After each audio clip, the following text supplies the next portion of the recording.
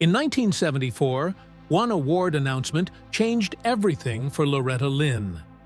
A foreign pop star beat her for country music's biggest honor, and Loretta never forgave Nashville for it. She started a rebellion that split the industry in two, but that was just the beginning.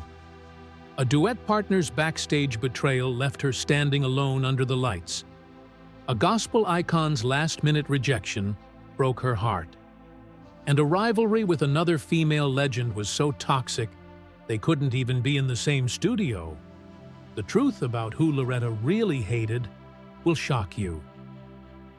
Loretta Lynn was born on April 14, 1932, in Butcher Hollow, Kentucky, a place so tucked away in the Appalachian Mountains that neighbors called it Holler.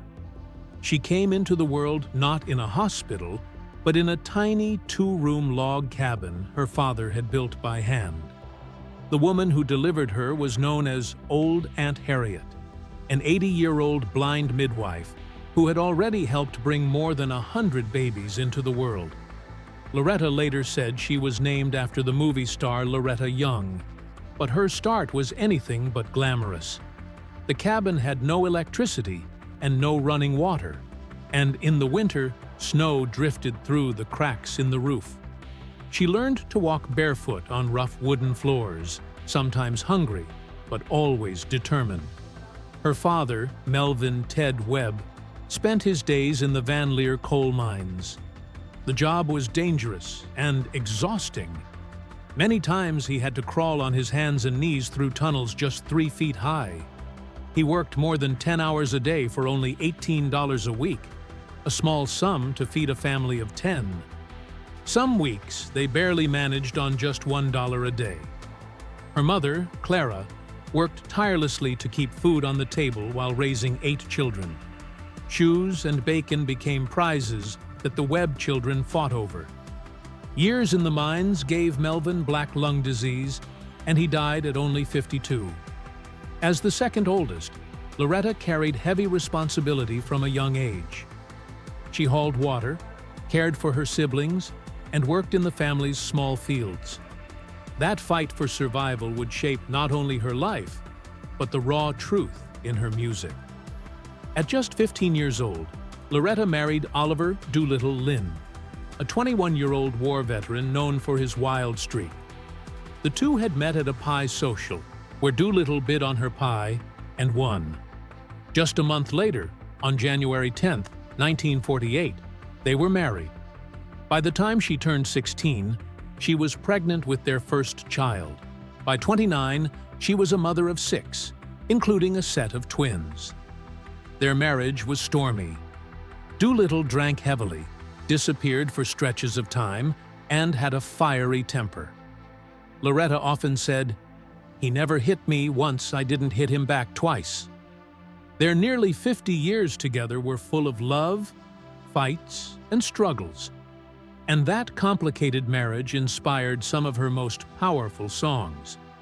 When she turned 18 in 1953, Doolittle gave her a gift that would change her life forever. It was a used guitar from Sears that cost $17. With no lessons, Loretta taught herself how to play by watching local musicians and listening to Carter family records on the radio. She practiced for hours, wearing down the neck of the guitar with her relentless strumming. That plain, second-hand instrument opened the door to her first performances in small venues, and her self-taught style became part of the legend that would follow her.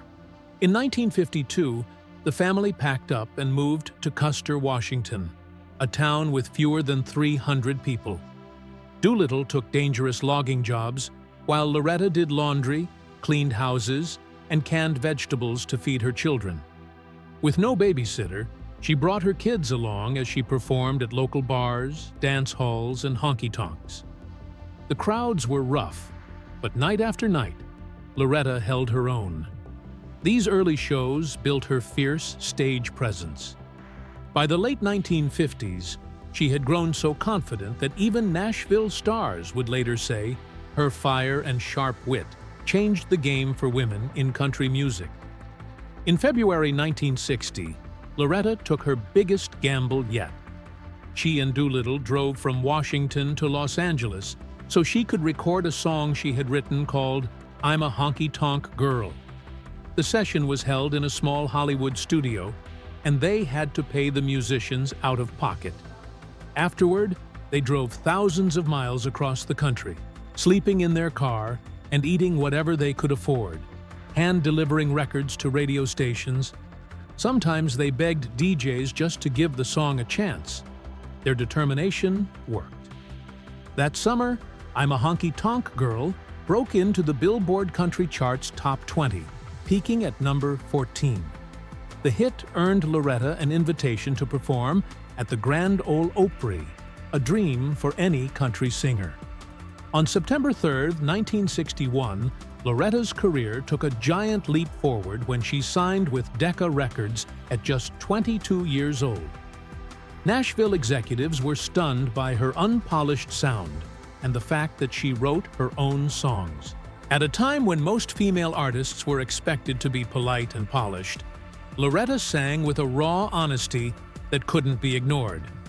Within a year, she released her first album, Loretta Lynn Sings, and her first single with Decca, Success, reached the top 10.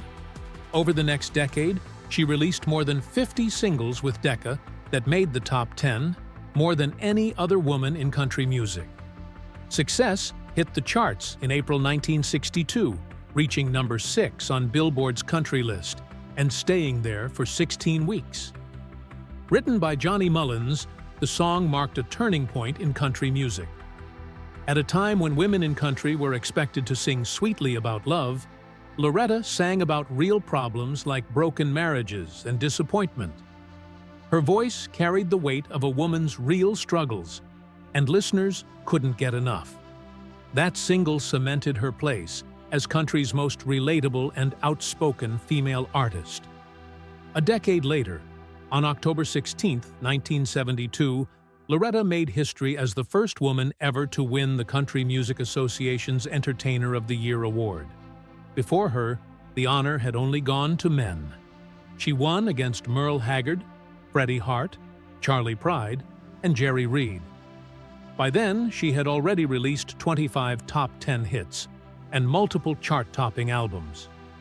When she accepted the award, she did so with humility, joking that her husband missed the ceremony because he was out hunting. That win shattered Nashville's Old Boys Club and proved women could stand at the very top.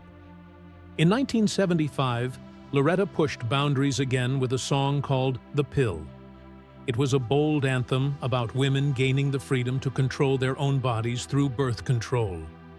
While male artists could sing openly about sex without trouble, Loretta faced backlash. 60 radio stations banned the song, and even a preacher in Kentucky called her out by name from the pulpit. Still, the controversy only made the song stronger. "The Pill" sold 15,000 copies a week and climbed to number 5 on the country charts, while also crossing into the Billboard Hot 100. Doolittle Mooney? Lynn's drinking was notorious, even in the rough world of country music. Loretta Lynn's home life often fell into chaos whenever he disappeared on a binge. There was a time he vanished for 2 whole weeks, leaving Loretta with 6 children in their crumbling house. With nothing in the cupboards, she kept them alive on wild dandelion greens and whatever small animals she could hunt. It wasn't the only time this happened. His drinking spells were legendary, sometimes driven by jealousy over Loretta's growing fame, other times by simple restlessness. When he was home, the calm never lasted long. Loretta remembered that she could never be sure if she would walk into peace or another whirlwind fight after returning from the road. The drinking fueled more than arguments. Nights were filled with shouting, smashed jars, and frightened children as his temper flared. Through it all, she stayed, later explaining that she would not leave hearts laying on the floor for her children. Violence was a reality in their home, but Loretta refused to be a victim. She often said, "Every time Dew smacked me, he got smacked twice." The stories were unforgettable. Once, when he drunkenly yanked one of her pin curls, she swung at him and accidentally landed her fist on his mouth, knocking out 2 of his teeth. Another time, after he hit her, she dumped a skillet of creamed corn over his head. She admitted years later that the fights were part of a vicious cycle, but she was determined never to let him bully her. The bruises and scars were real, yet she turned those experiences into songs that spoke for women who had no voice. Her music, born from that pain, resonated with women who recognized their own struggles in her lyrics. The betrayals went beyond violence. Doolittle's infidelity was open and humiliating. When Loretta was only 15 and pregnant, he sent her back to her parents while he ran around with other women. Later, as her career took off, he grew even bolder. There were times he brought mistresses to her concerts, flirting openly in front of her. The worst wound came when he slept with the wife of Loretta's own brother. She often left home for tours, not knowing if she would return to an empty house, another fight, or another woman in her own bed. These humiliations helped inspire songs like Fist City, where Loretta warned her rivals from the stage. Instead of breaking her, the betrayals made her a fierce and unapologetic voice for women everywhere. The story of Loretta and Doolittle was full of contradictions. Despite the pain he caused, Loretta often credited him with helping her rise to fame. He bought her first guitar, a $17 Sears model, and pushed her to perform when she was too shy to believe in herself. He mailed her tapes to radio stations across the country, insisting she keep going when she wanted to quit. When her first single, I'm a Honky-Tonk Girl, was ignored by radio, he drove her thousands of miles from city to city, urging programmers to give it a chance. Loretta admitted more than once that without his determination, she may never have left home at all. She said, "I could never have done it on my own." The same man who caused her heartbreak was also one of the reasons she became a star. When Doolittle Lynn died on August 22, 1996, at the age of 69, Loretta was shattered in a way no rival or career setback had ever managed. Years of diabetes had taken both his legs, and his heart problems left him frail. Loretta paused much of her career to care for him in his final years. In those last weeks, she wrote and sang Wouldn't It Be Great, wishing she could hear him say he loved her with a sober mind. She later recorded I Can't Hear the Music, written after realizing he could no longer hear her sing, even with hearing aids fitted shortly before his death. After he passed, Loretta fell into deep depression, withdrawing from both music and the public. Despite 50 years of arguments, betrayal, and pain, she admitted his death was the hardest blow of her life. "He was still the man in my life," she said softly. "I loved him all his life, and I miss him today." In 1961, just as her personal struggles were at their height, Loretta met Patsy Cline. Patsy was already a star, the queen of Nashville, having survived a terrible car crash only months earlier. Loretta, still unknown and struggling to raise 6 children, sang I Fall to Pieces on the radio and dedicated it to Patsy, who was still in the hospital. Moved by the gesture, Patsy asked her husband to bring Loretta to visit. Bandaged and bedridden, Patsy welcomed her like a sister, and the two bonded instantly. By then, Patsy had already scored 9 top 10 country hits, yet she offered her full support to the young and struggling Loretta. Loretta later said Patsy changed everything, giving her the key to Nashville's inner circle at a time when most women saw each other as rivals. Patsy quickly became more than a mentor. She taught Loretta how to survive in Nashville's cutthroat world. She told her to always demand pay up front after having been cheated by promoters herself. She even confronted other female stars who tried to keep Loretta off the Opry, storming into the room with Loretta at her side and declaring, "She's with me." When money was tight, Patsy gave her clothes, including stage outfits and even her own underwear. She cooked for her, advised her, and pushed her to never let men or producers control her voice. Loretta later admitted that Patsy's honesty and loyalty set a standard she could never find again. That bond ended suddenly on March 5, 1963, when Patsy's plane crashed near Camden, Tennessee, killing everyone on board. Patsy was only 30. In the weeks before her death, she had shown signs of unease, leaving gifts with friends, updating her will, and even telling Loretta, "If anything happens, take care of my kids." When Loretta heard the news, she said it felt like the ground had been pulled from beneath her feet. Losing Patsy was more than losing a friend. It meant losing her only true ally in country music. She later named her daughter Patsy and recorded an album of Cline's hits in 1977, but nothing could ease the loss. After Patsy's death, Loretta found herself measuring every new friendship against the memory of that loyalty and sincerity. She admitted in interviews that no one else ever came close. The absence left her hypersensitive to betrayal and helped fuel the famous feuds that marked her later career. Without Patsy to shield her, she often saw disagreements as personal attacks. She later admitted she never let another woman get that close again. In 1971, Loretta teamed up with Conway Twitty, beginning with "After the Fire Is Gone." Released on January 4th, it reached #1 on April 3, 1971, and stayed there for 2 weeks.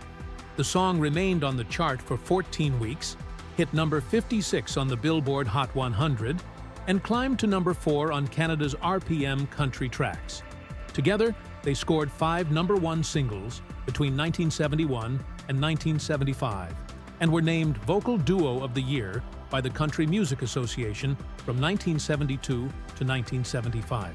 On stage, their chemistry was undeniable, and fans adored them. Behind the scenes, however, resentment grew. Loretta was already a major solo star, yet Conway's name was almost always listed first on posters, tickets, and album covers. Even when she drew larger crowds, the industry continued to put him ahead. Whispers of unequal pay and recognition spread, but the public saw only a smiling duo. Things came to a head in 1979 in Atlanta, when Conway told reporters Loretta still has it for her age. At 44, she was still outshining many younger artists, so the remark stung deeply. The comment spread quickly in Nashville circles, and Loretta was humiliated. That night, during their set, Loretta refused to walk on stage when her name was announced. For several minutes, Conway stood under the lights alone while the band played, fumbling with jokes as the crowd grew restless. When Loretta finally appeared, the applause was thunderous, but the damage was done. It was her quiet way of making a loud statement. She later said, "They always put the man first, even when he's following you." When Olivia Newton-John was announced as the winner of the Female Vocalist of the Year at the 1974 CMA Awards, the room in Nashville fell silent. Only a few women had ever won the honor since the award began 7 years earlier, with legends like Loretta Lynn and Tammy Wynette among them. Olivia was different. She was British-born, raised in Australia, and best known as a pop singer. Her songs, "If You Love Me, Let Me Know," and "Let Me Be There," had crossed into the country charts, but they were just as popular with pop audiences. Even the presenters mispronounced her name that night, which many believed was a deliberate slight. Olivia wasn't there to collect the trophy, and backstage, country stars were furious. To them, it felt unthinkable that an outsider the press called a foreigner had just taken one of country's highest honors away from women raised on the traditions of the South.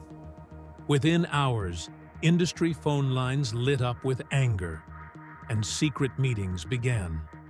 For Loretta Lynn, the loss was especially painful.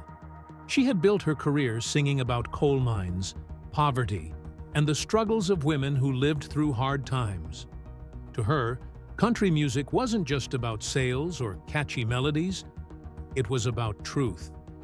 Losing to Olivia felt like more than losing a trophy.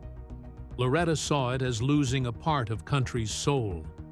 She believed the award should go to women who had lived the life they sang about, who had climbed from nothing and fought for space on the radio against all odds. In her eyes, honoring Olivia sent a message that roots and heritage didn't matter anymore. Country had always been the voice of the underdog, and that night, the underdogs were silenced. Loretta's anger went deeper than disappointment. To her, the win symbolized a growing shift in Nashville that valued glossy, radio-friendly hits over authentic storytelling. By 1974, record labels were pushing harder than ever to cross into pop markets, chasing bigger profits.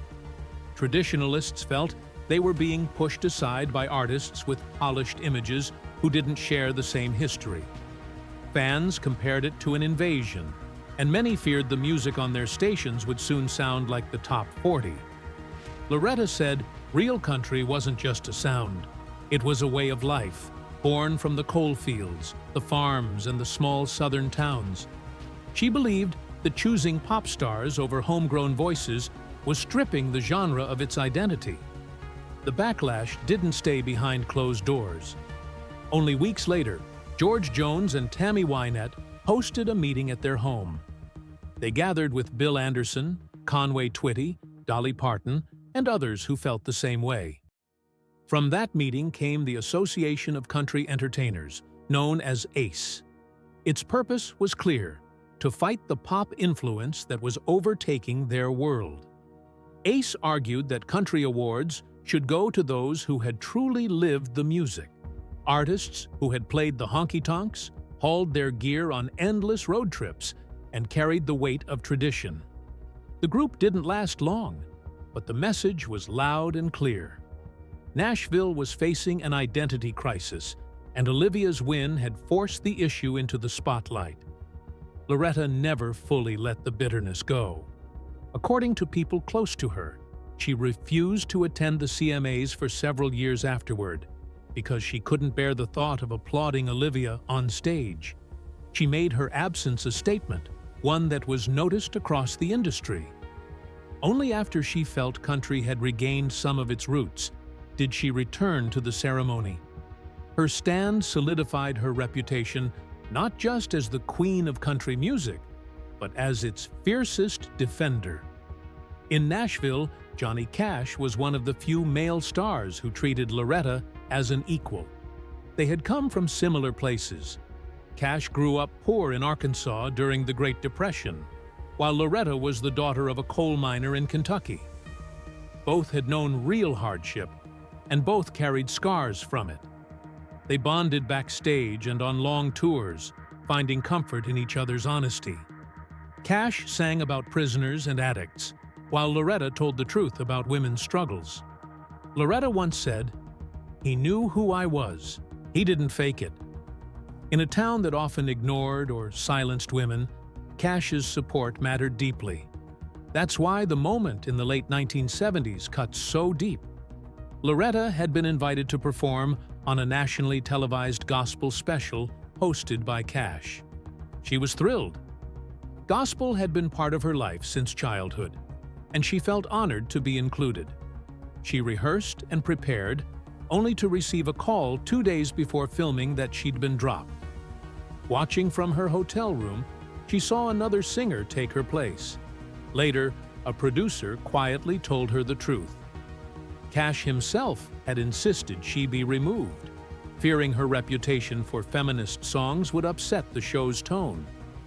He was rebuilding his own image at the time and sided with nervous producers who wanted a clean, redemptive broadcast. Loretta never confronted him, but the hurt stayed with her. Years later, Cash sent her a handwritten apology, filled with regret. Loretta didn't respond. She folded the letter and placed it inside a cedar box in her Tennessee home, where it stayed for decades. When asked about it in a 2015 interview, she simply said, "Some ghosts don't rest easy." She did not attend his funeral in 2003, choosing instead to honor him quietly. Their professional respect remained, but the bond they once shared was never restored. Loretta had similar struggles with Merle Haggard. They came from very different places. She from a poor cabin in Kentucky, he from a converted boxcar in California. But both had grown up in hardship. Loretta was born in 1932, raised on wild onions and bread, and married with children by the age of 13. Haggard lost his father young, spent time in juvenile detention, and later served time in prison before becoming a star. Their honesty made them beloved by fans who recognized their struggles as their own. Still, Loretta grew frustrated with Haggard's views about women. While she praised his music in public, privately, she was troubled by the way he dismissed women's stories as whining. He often suggested that female artists were playing the victim, a remark that stung Loretta deeply, especially as her songs about birth control and divorce were already banned from some radio stations. In 1982, during a live radio interview, Haggard delivered a remark that shocked the audience. Asked what made Loretta special, he quipped, "Loretta's been playing the poor girl act too long. We get it, cold dust and babies. What else you got?" Fans rushed to defend her, and the comment filled headlines for weeks, exposing the double standards women faced in the industry. The tension only grew when, in 1983, Loretta suggested a duet with Haggard about addiction and faith. He brushed it off, saying it was church lady stuff. To her, it was a vital topic, one that affected countless lives. The rejection cut her deeply, especially since Haggard himself often sang about pain and redemption. Afterward, she told her band, "He wants pain in his songs but laughs at mine." The remark captured the truth of the industry at the time. Men could build careers on tragedy and be celebrated, while women were told to lighten up or risk losing airplay. In the late 1960s and 1970s, Nashville became a cultural battleground, especially for women in country music. Loretta Lynn was known for her raw honesty, and she believed Tammy Wynette represented everything the industry demanded of women: always polite, always smiling, and never stepping out of line. Loretta pushed back against producers who wanted her to look Nashville pretty, with perfect hair and a quiet smile. Tammy, on the other hand, fit that image exactly. It won her endless television spots and big endorsements. Loretta often mocked the Nashville socialite scene, once calling it the Stepford Wives of country music. To her, the problem wasn't only personal. She believed the future of women in country music depended on telling the truth, not fitting into a polished mold. While she sang about rural women facing hard choices, Tammy stood for a version of womanhood that Loretta thought was glamorous on the outside, but dangerous for independence. The divide between them grew sharper with their music. In 1969, Loretta released songs like Rated X and The Pill, which talked openly about divorce, cheating, and birth control. Radio stations banned The Pill in more than a dozen states, but Loretta refused to back down. She said she wasn't writing for the record labels. She was writing for women living those stories. Meanwhile, Tammy's 1968 hit Stand By Your Man spent 19 weeks on the charts and sold millions of copies. It became her signature song, even though feminists and Loretta herself criticized it for encouraging women to stay loyal to husbands no matter the betrayal. Tammy defended the song, saying it was about forgiveness, not submission, but Loretta felt the message undercut everything she was fighting for. Their back and forth became so heated that Loretta once joked, "My records get banned, but her records get tea parties and White House visits." Music producers saw money in pairing the two women together. As early as 1972, they held meetings about duet albums, hoping to create the next big hit. But Loretta never agreed. She told them it would never work, saying, "We might sell records, but we'd never survive the rehearsals." She compared the idea to mixing oil and water. Session musicians still talk about shouting matches in conference rooms and contracts that never got signed. When Loretta finally recorded Honky Tonk Angels with Dolly Parton and Tammy in 1993, it only happened because Loretta and Tammy refused to share studio time. Producers had to record them separately and later piece the vocals together, which cost more and made scheduling a nightmare. The album went gold within 2 months, but insiders knew it was strictly business. Loretta and Tammy avoided joint interviews and stayed apart at promotional events. Away from cameras, Loretta's feelings were even clearer. Friends recalled her saying Tammy was sweet as pie when the lights were on, but cold as ice backstage. In green rooms, Tammy rarely made small talk, preferring to sit quietly with her makeup team. Loretta often complained that Tammy could charm an audience, but wouldn't give fellow singers more than a polite hello behind the scenes. To Loretta, it wasn't just personal distance. She thought it symbolized what Nashville wanted from women, someone who looked good in public and stayed silent in private. The rivalry reached its peak in 1982 during a barbecue at the White House. Tammy performed "Stand By Your Man" while sitting in President Ronald Reagan's lap. Newspapers across the country ran photos of the moment, and Reagan himself said her performance gave him goosebumps. But Loretta was furious. She called it pure political theater and said it betrayed the down-home roots of country music. To her, Tammy had turned a song about marriage into a showpiece for politicians.